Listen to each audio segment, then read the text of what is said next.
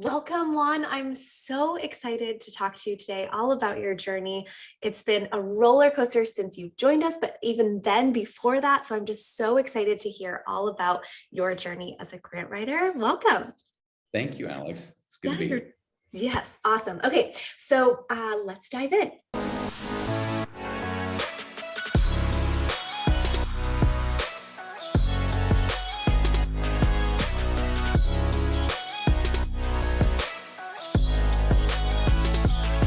All right, I heard an interesting quote a couple of months ago that talked about how saying yes, even in a really small moment, can alter where we're going and where we are now. And so I can't remember the exact quote or context, but I loved the question that it started asking me, which was, what was the decision that led to this moment? So I'm curious for you, what did you say yes to that led you to where you're at in your grant writing journey right now?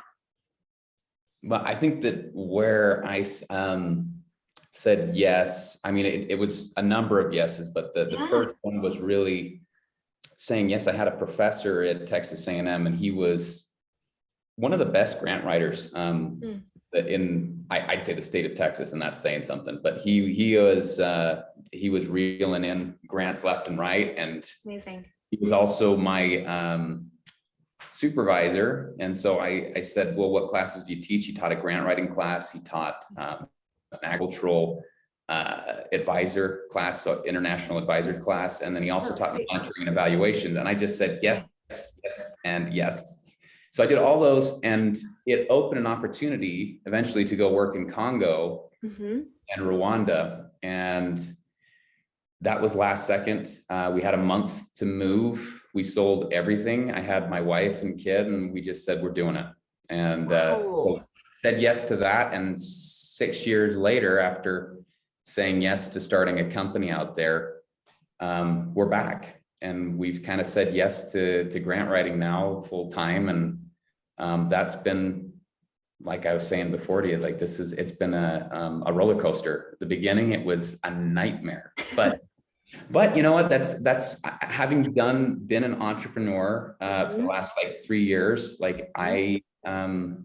I know that like it's painful in the beginning, and that it just gets worse and worse and worse until you hit this point where you don't think it can get any worse, and then boom, you Yep. get your first win. So that's kind of what happened with the grant writing as well. I love that. So what did you get your degree in that you uh, got to meet a grant writer so quickly off the bat? So I did a master's degree in international ag development. Awesome. Yeah. I had been a missionary in Kenya for 2 years, Okay. spoke Swahili and French, and Yeah. so I was one of the only farmers that spoke Swahili.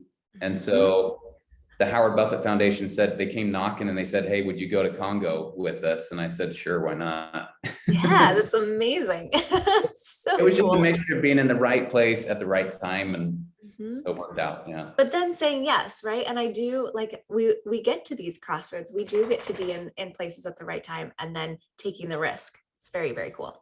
Absolutely. I mean, and for them, I was just writing one grant after the next, and I was on the donor side, so it was Okay. great being there because I'm getting paid. But Hmm.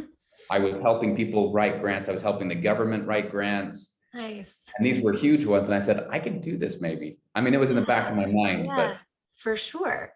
it was So fun. yeah, so I loved when you introed yourself to the community because you were like, as I was figuring this out, I think I've won like $18 million in funding. And that's not like a small amount. So tell me how you got to that 18 million. How did you kind of, yeah, how did you all of a sudden come up with, oh my gosh, this is how much I have helped raise in Africa specifically, right? Yeah. So Yeah. I mean, what I looked at was, they would send me out.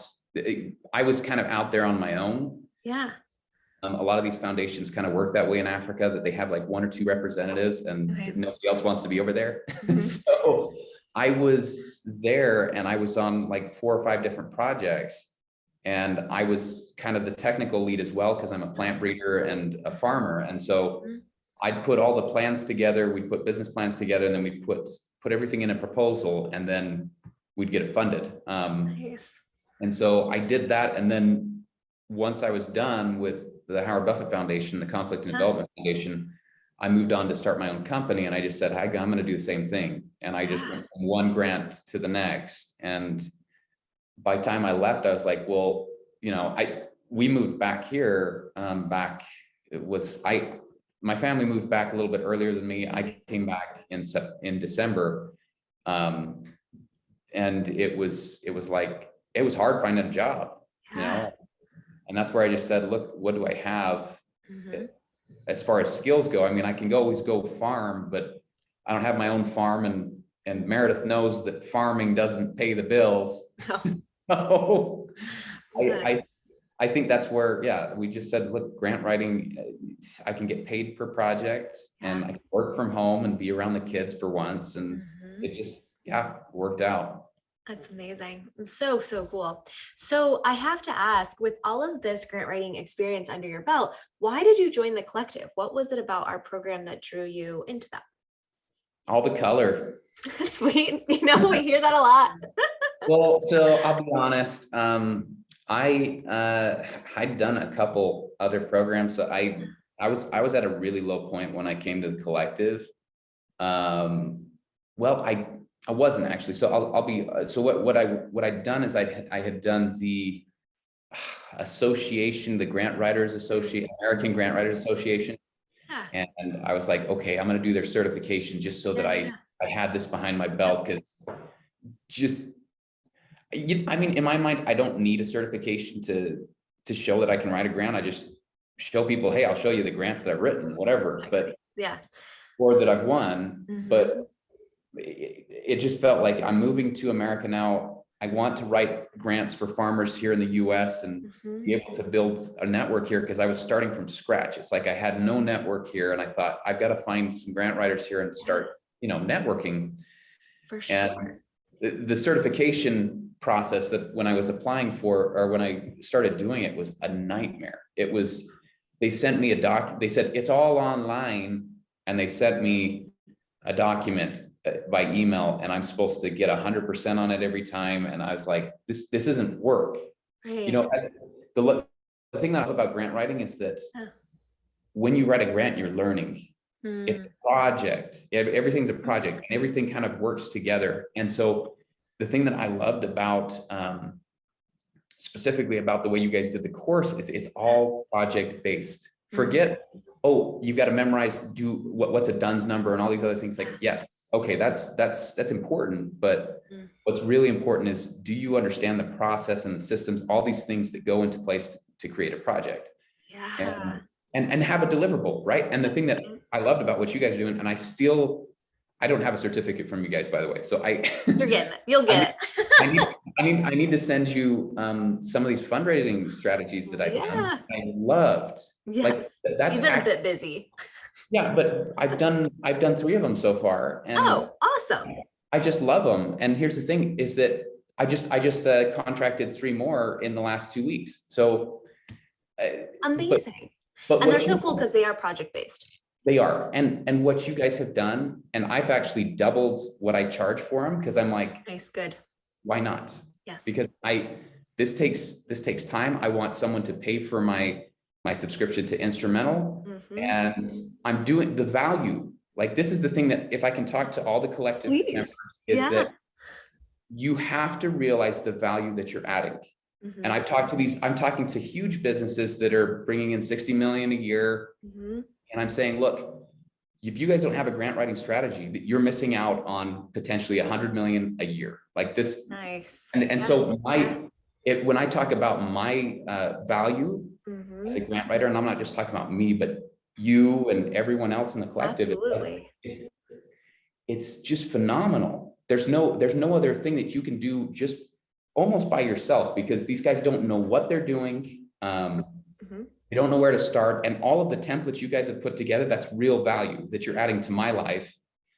The fundraising strategy, real value that I'm a salesperson by nature. Like, this is what I do. I will sell people on ideas, and I just use that. And I say, look, I've got a proposal for you. I'm going to send it to you tomorrow. And people are like, you can do that fast? Of course, I've got templates now. I don't tell them that part, but yes, I sent it to them. Absolutely. You guys are great. Like, Thank honestly, you. the program, being part of it, if you ask me, did I second guess myself? Absolutely not. Like, I saw the value in it. Thank you. The thing that I did second guess myself on was I was wondering if I was going to be the only guy in it. And I'm like, whatever. You There's a know? couple of you in there. No, there's I've several. seen at least a couple. And here's the thing is that you guys, I mean, I think that it's phenomenal. But like, going back to it, as I've realized the value that I add to these organizations, in the very beginning, I was like, I don't even know what I could charge anymore, because I wasn't getting anyone. I wasn't getting closing any deals. And then the So what do you past, think changed? well, that's a good question. I mean, honestly, I can say that I've been blessed because, but 2 months ago, it was just timing. I mean, there was a USDA grant that came out, and I just had people hitting my LinkedIn left and right. And they were like, look, we need a grant writer that knows agriculture. And I said, maybe this should be my niche. And Yeah. Do you so like it? I love it. Okay. I love working on ag projects. I mean, I'm working on a couple other projects in Gambia that are more women's empowerment. I love that too. But I just love the fact that I can work from home and be around my kids and still work in agriculture. Absolutely. And I think you just demonstrated the power of niching, right? So when Absolutely. you are clear on your LinkedIn or whatever your marketing materials are, people will come to you. They saw the USDA grant, they searched for exactly what probably the search terms were in your LinkedIn, and you pop up. So it is the power of niching. And I've changed my LinkedIn. Like, so I've had a bunch of the collective members giving advice, and I've like followed every piece of it. Yeah. So I'm like changing all these things. So if you look at my LinkedIn, it's completely different. And we're thinking about doing a website. Nice. I don't know. We need to Yeah. think about it. So, Yeah. but right now I'm getting, 2 to 3 hits a day. And I'm like, if I can get one client a week or so, I'm on track for where I need to be. Yeah. And you're super on track for probably needing to hire some help soon. I'm already to on it. avoid the burnout. I'm already like bringing on an assistant, hopefully this month. Good. And Yeah. then Yep. another grant writer / M&E guy. 'Cause guys they want me to do not just the grant writing, because I'm in a niche. Like, they want me to actually make sure that the grant is managed and all the monitoring and evaluation pieces are there. So nice. it's Do you like upselling. those pieces too? Huh? Do you like those pieces too? I love it. I love being part of the whole thing, because it's hard to let go of a grant. It's your baby. Like, you made this thing, and just letting it go and wondering where it goes for me, it causes a bit of anxiety. Rather keep it on. Yeah, exactly. Oh, that's so cool. Okay, so what's your proudest accomplishment? And I know you said you were at a pretty low place in December, so I'm sure there's been lots of wins, but as you look at this, what are you most proud of? Oh my gosh, I am so, well, I'm proud that I'm still alive. Like, because I mean, after doing 4 federal grants, I thought I was going to die. Yeah. So I went back to back. One of them was a 70-page grant, and I just thought that one was for Jamaica, and it was a USDA FAS grant. And I thought, if I can do this, I can do anything. Yeah. I mean, it was like, so I'm just about to do a Spartan race, and I'm like, that was the Spartan race of grants, all the hoops and whatever you got to go through. And so yeah, but then awesome. on top of that, I did, 4 others, and it was like federal grants. Actually, I had to be honest with myself. Like, there was a bit of imposter syndrome. I have never done a federal grant. Okay. I had done government grants in Rwanda, and I had done, so I was like, maybe I could do this. Yeah. And I'd done as a grad student, I'd been like a part of a grant team, but I'd never taken control. But like, I just said, I'm going to follow step by step what we have on, with all the unicorns. I'm going to follow this step by step, and then use all the templates, the kickoffs, all that stuff. I did it, and I was like, I can do this. I can do this. I did horrible at the Asana. I like the project Okay. management piece. It was a nightmare, but it came together. Like Nice.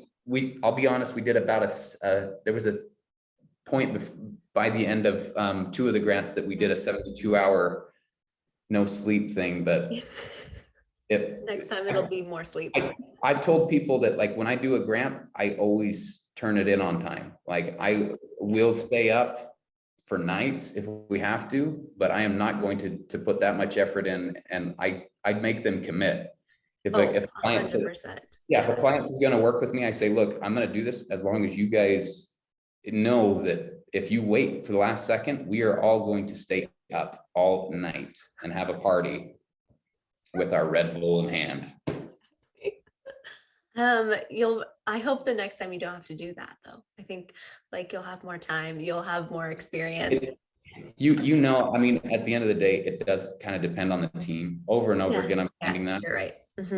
It's so true. They're getting better though. And the thing that I love now is that 3 of the clients that I worked with, Yeah. I thought that I was just gonna like mess it up and just make it, and then they would be like, okay, thanks for the grant, get out of here. All 3 of them have said like, look, we wanna work with you for the long haul. So I've got awesome. three not even potential. One of them just signed yesterday. Yay. Do a long-term contract fundraising. They want me to repurpose their grant, and I was like, let's do it. Yeah, absolutely. So how many clients do you have, active clients do you have at a time, or do you want at a time? I want about 6. Okay. And where are you right at now? now? So yeah, I'm at about 6, and then Okay, cool. I think honestly I can do about 3 to 4.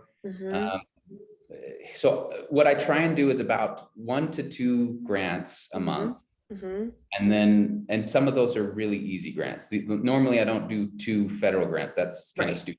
That'd be a lot. Yeah.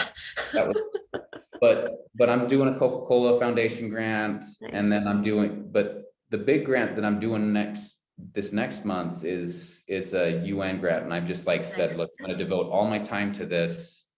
It's 100 million. I'm not going to mess around. So yeah, 100%. So talk more about that, because that's the one you shared in the community group, right? You're contracted with the UN to do. Sounds like a giant grant.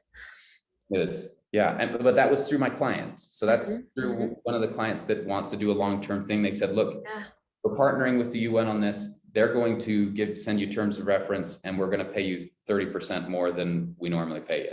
Awesome. I said, okay. Yeah, sure. I guess so. Yeah. Twist my arm. That's so amazing. Very cool. I mean, it's incredible. And now you get to do the same thing that you're doing with your funding strategies and charge way more for those federal grants, right? I mean, well, I've realized that like, that's the thing that my mind shifted, or my perspective shifted in that sense, that now that I see how much one of these grants I can get from this, I'm saying the fundraising strategy actually should just double the price, because that's time away from these. And I found none of my clients have said, oh, we can't do this. So you charge $3,500 for a fundraising strategy. They are not going to poo-poo you.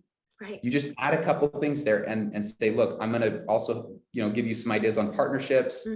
I personally add a couple of my own little special sauce. And 100%.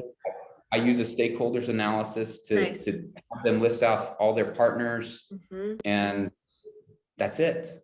Awesome. And a lot of this, I love templates. I love it. Like plug and play, get paid. Exactly. That's my motto. Love it. Well, I think you're going to be doubling that again. I think with a stakeholder analysis, I still think that might be I think you might need to up your prices a bit. Well, I don't do like a huge one. I do like, you do I do like a matrix of partners, potential, like I let them. And the thing that I'm loving about the program, and I probably should charge more, you're probably right. So that's good thing to think about. But I find that if I'm just giving them the templates, they're filling them out. Nice. The project planning toolkit. Yeah. Have them fill it out. Done. Nice. Good. That's awesome. So cool. All right. So rapid fire questions. What's one word to describe your dream lifestyle? Oh, free. Next vacation spot. Glacier National Park. Oh, that might be on our list too. Fiction or nonfiction? Nonfiction. What are you reading right now? I'm reading the marathon. It's called the China's Marathon Policy. Okay. That's basically about how China's strategy to overthrow the US as a global superpower. Wow. Fascinating. It's It's a great bedtime read, huh? For me, yes. Yeah, it is. Love it. Love it. Love it. Last TV show you binged?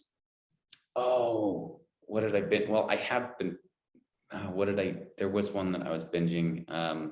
I mean, Star Wars is always there, but what were we watching? Picard, we watched, my Nice. wife and I, so, yeah. Very cool. And what is your superpower? Oh, my superpower is, motivating teams.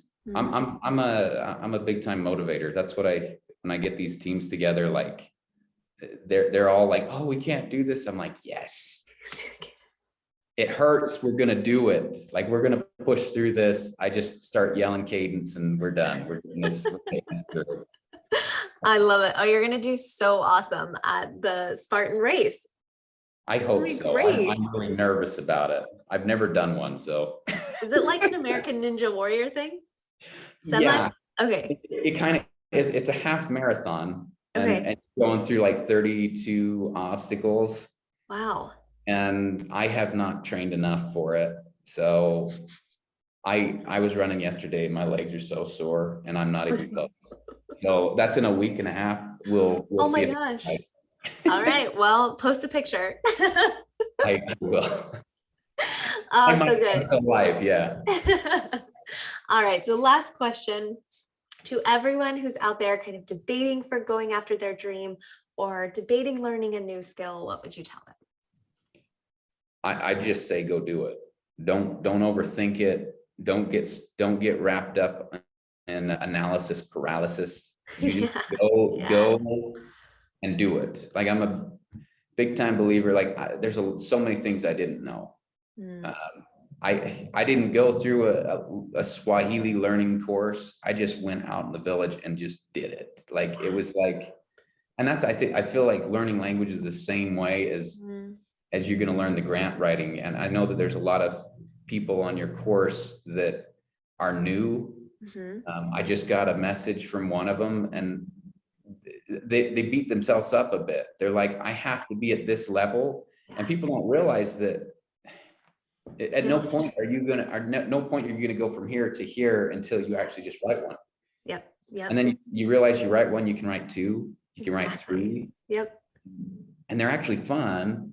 And, you know, if you get that experience behind your belt, there's nothing that stops you. And so I think the skills I just love projects. And if you do a project, I think this is why I'm not completely against public schooling, but we do homeschool with our kids partly because we've been traveling so much the past years, but we give them projects. And I've just been surprised and blown away that all these kids that are in school, they don't remember a dang thing they learn.